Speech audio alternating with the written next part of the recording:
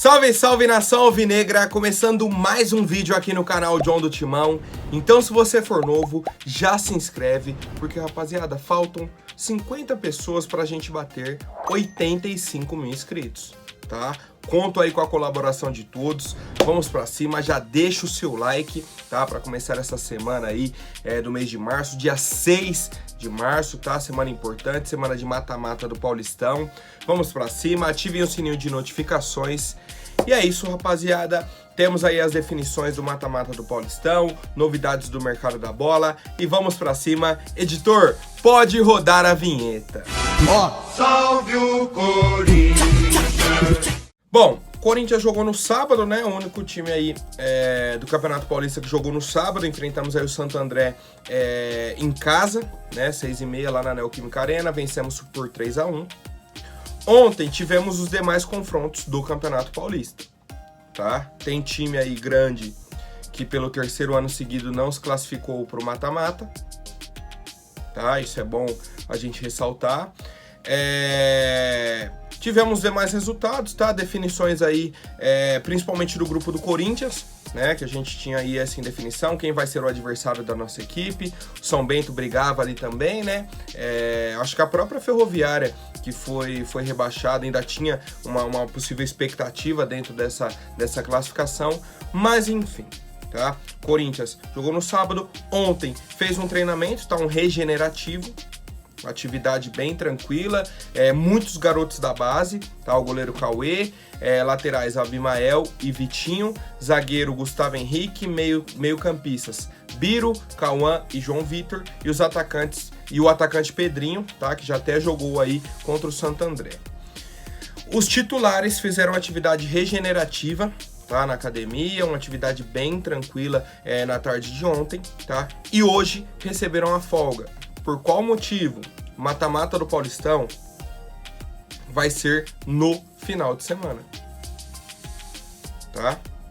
Mata-mata vai ser no final de semana.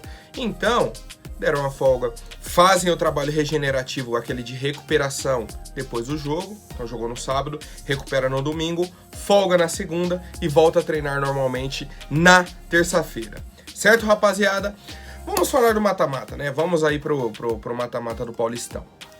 Confrontos. Primeiro, Bragantino e Botafogo de São Paulo, tá? Tô indo pela ordem dos grupos. Botafogo e Bragantino. Na verdade, Bragantino e Botafogo, né? O jogo é na Bia Abichedid. Segundo confronto, grupo B, São Paulo e Água Santa. E aí, bom ressaltar, São Paulo ficou com 23 pontos, o Água Santa também. São Paulo classificou em primeiro por conta do saldo de gols, tá? Saldo de gols do São Paulo. Terceiro grupo, Corinthians e Ituano. E o quarto grupo, né? O grupo D, Palmeiras e São Bernardo. Cara, e aí, toda vez a gente vai entrar nessa discussão, nesse debate. O Mirassol foi o 7º colocado na classificação geral, com 15 pontos. Não foi pro mata-mata, porque o Mirassol estava no grupo do São Paulo. O Ituano foi o 12º colocado, um campeonato com 16. Ele foi o 12º e classificou pro mata-mata no grupo do Corinthians. Certo? O Ituano está muito mais próximo da Ferroviária, que foi o último colocado aí do geral, só com 9 pontos, do que do Palmeiras, que é o líder, do que do Corinthians, que se classificou, do que do Bragantino, que classificou. Então, assim, é um regulamento que toda vez a gente vai entrar nesse debate. Toda vez a gente vai entrar. Aí temos outros pontos. Por exemplo, o grupo do Corinthians foi o grupo que menos teve ponto.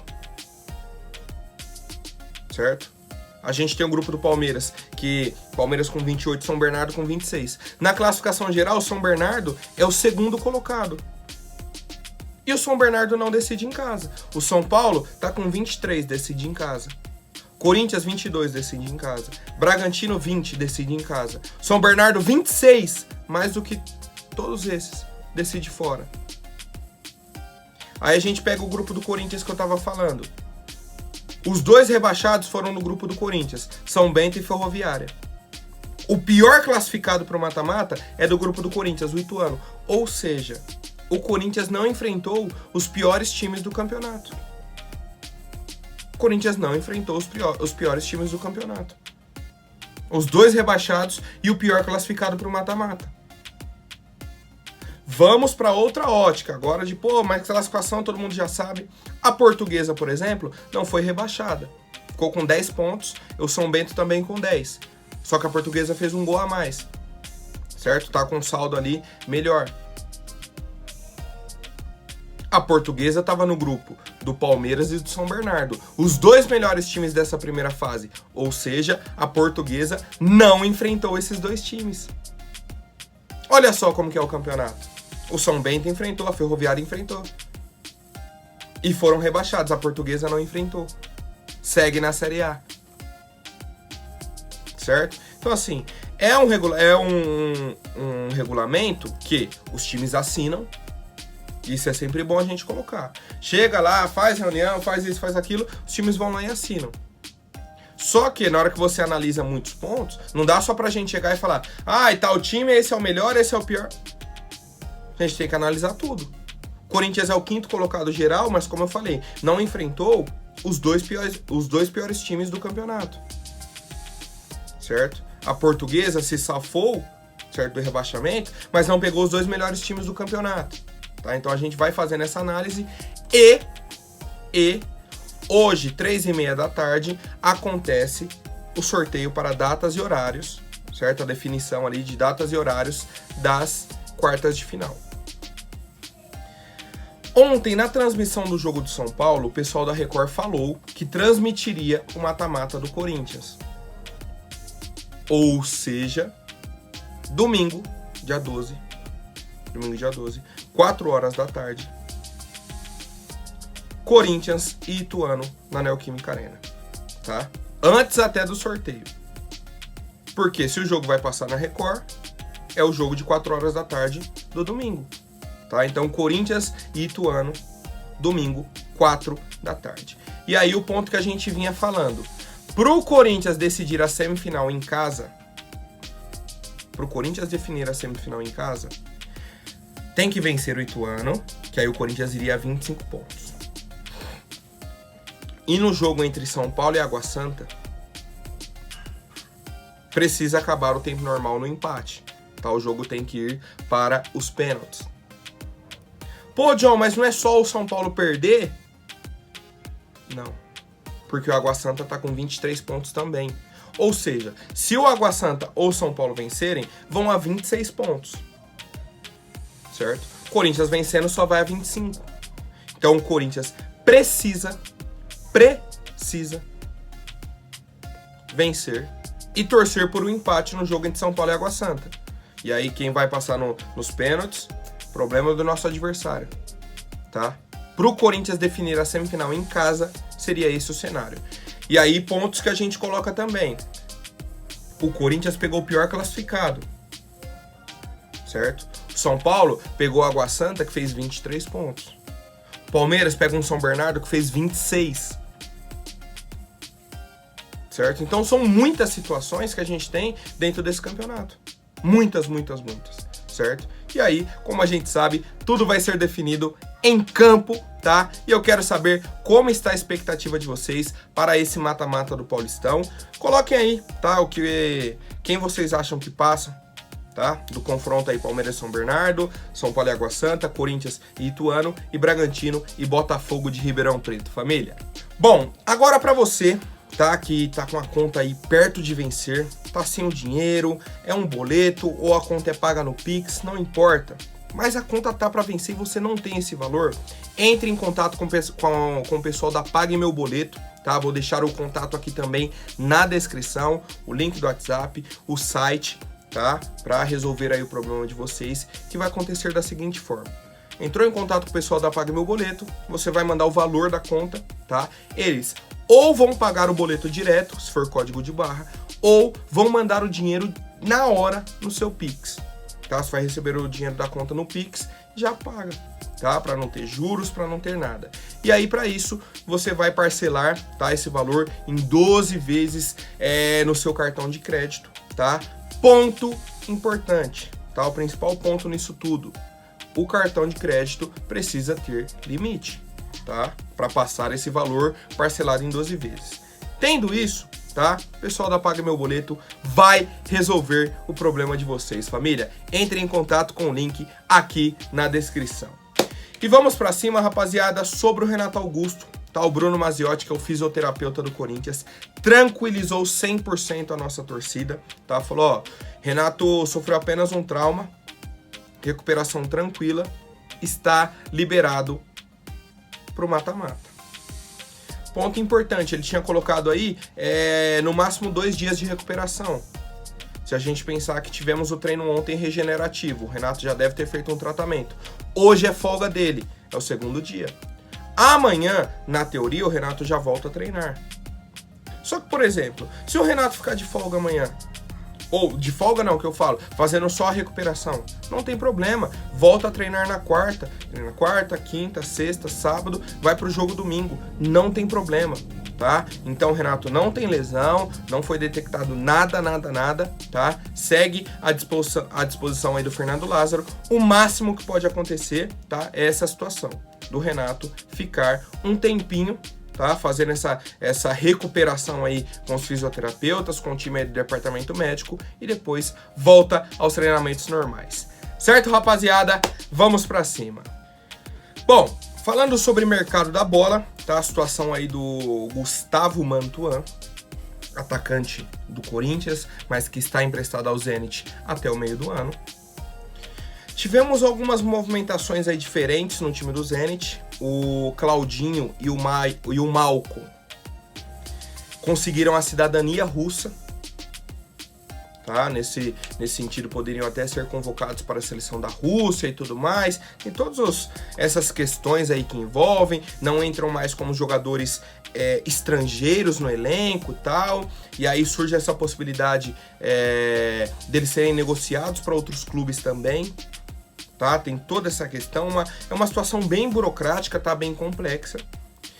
E aí, nisso tudo, temos uma influência no caso do Mantuan, que caso o Zenit perca um desses atletas, possa ser que eles queiram a continuidade do Mantuan no Zenit.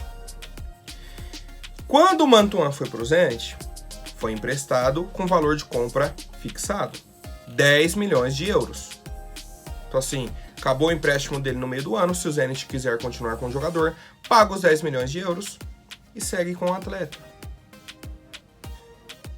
Segue com o atleta. Ponto final. 10 milhões de euros daria ali 55 milhões de reais, mais ou menos. Beleza. Até aí, tudo bem. Se eles quiserem, eles pagam. Acabou. Qual que foi a questão? A nossa grande diretoria, na negociação do Yuri Alberto, além de mandar o Robert Renan, do Queiroz, uma porcentagem do Ivan e a preferência de compra do atacante Pedro, de 16 anos, mandou 50% dos direitos econômicos do Mantuan. Sendo que o Corinthians só tinha 80%, ou seja, o Corinthians ficou com 30%. Então assim, se eu tinha uma proposta de 10 milhões de euros para fazer pelo cara, só que agora eu já tenho 50% dos direitos econômicos desse cara, só preciso comprar 30%.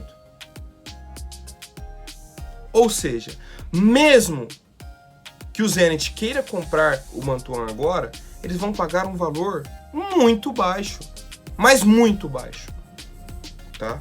Menos de 5 milhões de euros. Menos de 5 milhões de euros. Tá? Seria a proposta.